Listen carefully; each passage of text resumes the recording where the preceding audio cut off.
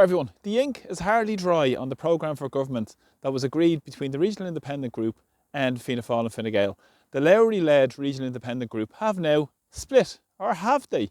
They're taking the electorate for complete and utter fools. This is absolute nonsense. The plans is that the Regional Independents who have supported the government have now decided to split into two groups. One group is the ministerial positions, such as Super Junior ministers like Sean Kenny and Noel Grealish, along with the junior ministers Kevin Boxer-Moran and Marion Harkin, who are joined by Michael Healy-Rae, who wasn't originally in the Regional Independent Group. Now this is interesting because now the Regional Technical Group has been set up, and this is for speaking rights in the Dáil. And this is going to be Barry Heenahan from Dublin Bay North, Michael Lowry, of course. There's going to be Danny Healy-Rae, who's now with the Regional Technical Group because of speaking rights. And it's going to include Carol Nolan, who wasn't part of the original discussions, but Gillian Toole, who was a Meath TD, along with the two representatives from Main 2, Paddy Tobin and Paul Lawless, newly elected TD. So to get more speaking rights and to pretend they're the opposition, this is what they've come up with. You really could not make any of this nonsense up. So those who agreed the 5-year programme for government through the good and the bad days are now looking to pretend they're in opposition. This is just lunacy.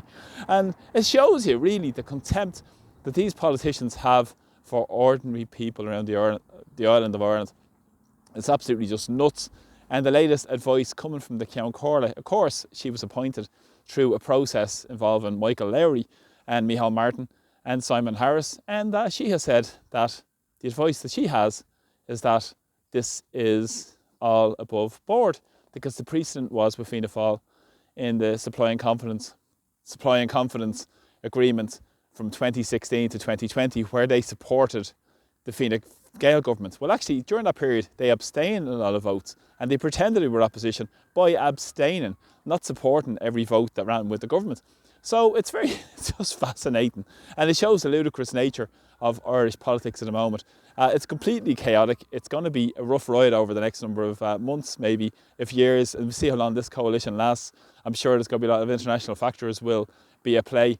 But of course, all these politicians just care is about playing power, playing down to their masters in Brussels, and really no interest in serving the interests of ordinary people. And they're going to get their own bonuses and extra allowances for playing these games with the Irish electorate and playing people for complete and utter fools. Well, we know there's very little opposition in the Dáil Éireann in particular, but again, this is complete nonsense.